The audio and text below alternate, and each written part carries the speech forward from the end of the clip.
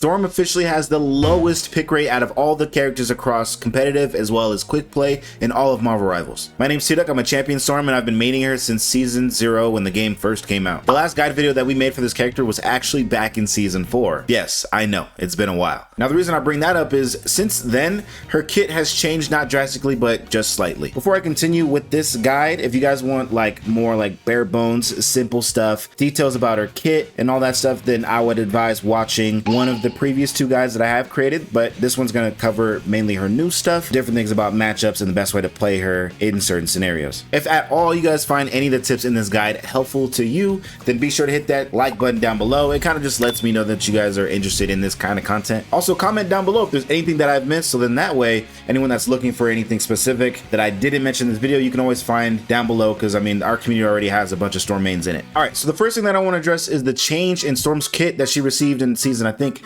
6.5 or 7.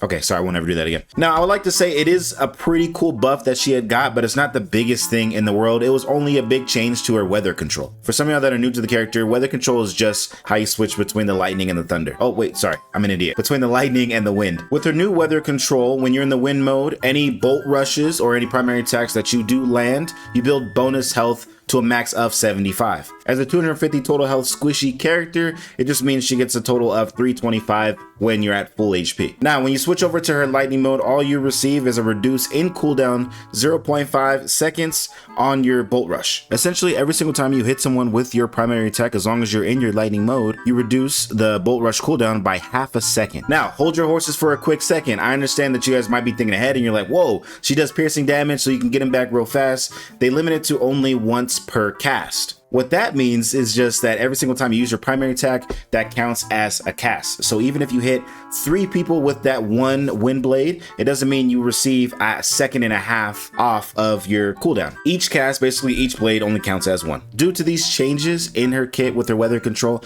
it just means swapping between wind and lightning is a lot more constant and a lot more important. I've seen some footage and some gameplays out there where people are honestly still staying in lightning for the most part, but honestly forgetting about all the bonus health that they could be just missing out on. There's been many times since that update, honestly, where I just survived on like the most sliverest of health.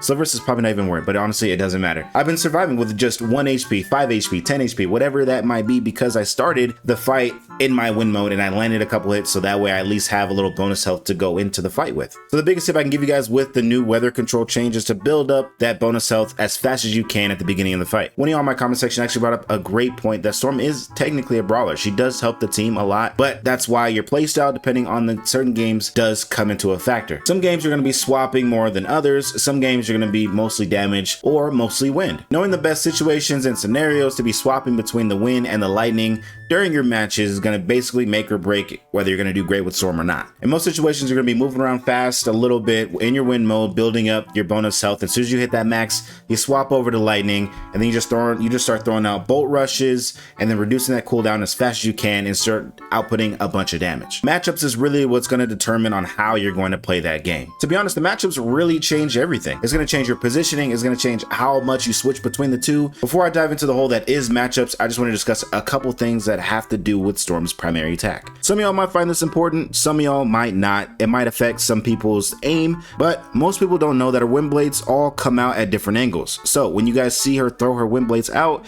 they kind of come straight, diagonal, horizontal, whatever it may be. It looks different every single time. But if you guys notice, you can go and check in the practice range. It's going to land the same every single time. It's always going to land horizontal. So I'm not sure who this might help, but when you're aiming at enemies, just remember it's going to land horizontal every single time, so that you could change your reticle in that way to help you out. But most people didn't know that, and I thought that, you know, could help some of y'all. Another thing with the primary attack that I wanted to bring up is making sure, obviously, when you guys aren't flying too high and then you get to line up the enemy, making sure you guys are taking advantage of that pierce as much as you can, because that's gonna be the quickest way y'all build your ult, build your HP when you're in wind, and then reducing the cooldown of your bolt rush when you're in your lightning. Okay, so now that I got that random kind of little boring part out of the way, let's talk about matchups and strategizing. As you can see here, I got this little notebook of everything that I'm going to talk about specifically with this matchup. matchups. I got things with characters specifically and kind of how I broke them down in different categories. I'm not going to go in super detail about each character and how to fight against them, but kind of how I see them in my eyes as a Storm player. Obviously, this list is going to be different for everyone. These are just my experiences as playing Storm since Season 0, and just going forward, I mean, some of you guys might have more difficulties with some characters than other players that play Storm. So on your own, I'm not saying you have to make a list, but just keep kind of mental notes on certain characters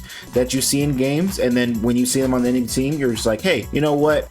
They got a Squirrel Girl and a Punisher this game, so I got to play it this certain way. That's why I find making a list and breaking it down like this is a little more helpful for me. The way I kind of formed these categories was just in 3. Just thinking about it on the levels: easy, medium, hard. Hard being heroes where you're gonna have your toughest matchups and we're gonna have to change your playstyle completely. Easy being heroes where you can kind of just like, since you're a flyer, you can fly up and just literally play however you want. All right, first off, let's start with that not bad / kind of easy category I was talking about. So just a quick example, I have characters such as Moon Knight, Scarlet Witch, Squirrel Girl. I'm not saying that these characters aren't bad or annoying to fight, but it's really based off of you as a Storm. You don't necessarily have to change your playstyle when playing against heroes such as these. In this middle section here, it honestly can break either way, just depends on how good people are with some of these characters. Prime example on this little middle section here is Namor. Namor is an example of a character that, if played the right way with great positioning, he could really dominate a game. But as a Storm player, as long as I'm just shooting the squids anytime they throw them out, because they're not throwing them in good spots and they're not playing in high positioned areas, then it doesn't really become a player where I have to be that aware of. And the last and final category are just heroes that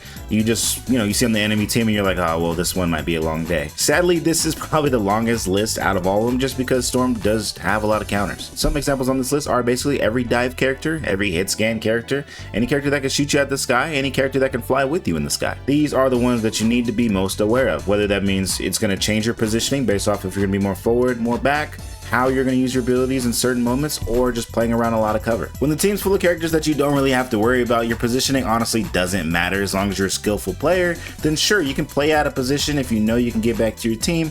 Obviously, you just want to stay in the middle towards the back of your squad. Obviously, on the other hand though, if you're playing against a team with mostly dive, what you want to do is play towards the back. Right there, you just group up with your support, and then you just kind of sit there and wait, whether it's a Spider-Man, Black Panther, Iron Fist, whatever it may be. That is the best scenario for you guys to win, because all you got to do is save your lightning. Whatever you do not use your lightning before the dive character comes. You just go there, you kind of look around, you wait for them, you activate as soon as they get there, you hit them with a couple of wind blades, and then your lightning strikes, and then they should be gone by then. If your team's playing triple support, then they might be able to fend off the dives a little better, but if you guys are playing the 2-2-2 format, just hang back a little bit. Don't play as far up, let the other DPS handle it and your tanks. Now, we can get into just a little bit of detail about some of these characters, because some of them you're going to have to play more cover, some of them you're going to have to play closer to your teammates, and just some of them you just got to play a sneaky game. I'll try to give you guys just a good example about each scenario.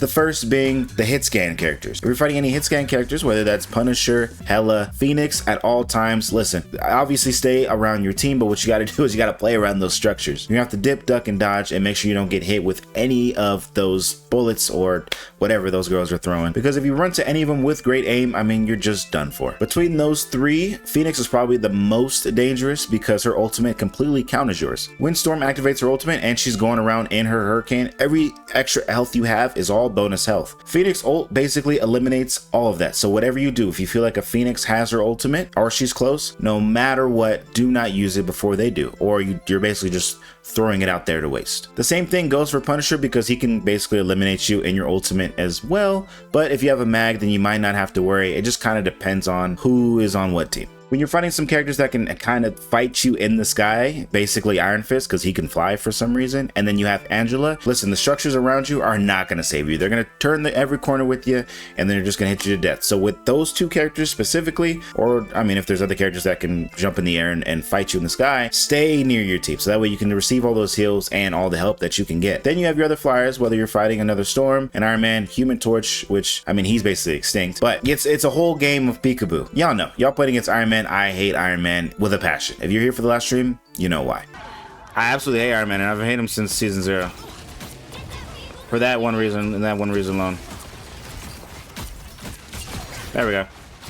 then I will get back. It's just a cat and mouse game of you guys peeking up around corners and roofs, and he's just activating his beam, and then you're activating your lightning. It is what it is, and whoever hits the most shots wins. So basically that's just how position comes into effect depending on the characters that are on the other team. Now let's discuss how these matchups can affect how you go about your new weather control. With that new weather control change in these matchups, it kind of does make a big difference. The biggest thing when you're having those fights in the sky, you have a chance to earn bonus health when fighting other storms or Iron Mans as long as you're hitting your shots, or if you're in the lightning mode, you probably can get an extra bolt rush in that you wouldn't have been able to get seasons ago. Now, if the enemy team isn't playing any flyers or any dive characters, then you can play further in your team's lineup, a little closer to the tanks while you're still behind them and giving everyone the damage boost that they need. Obviously, while you're up there, still don't fly too high so then your supports can see you, play around your structures, and build up that bonus health. Alright, now at this point in the video, I think I've discussed and touched on everything that you guys wanted me to talk about. And like I mentioned at the beginning of the video, if you're someone who hasn't played this character before and knows nothing about her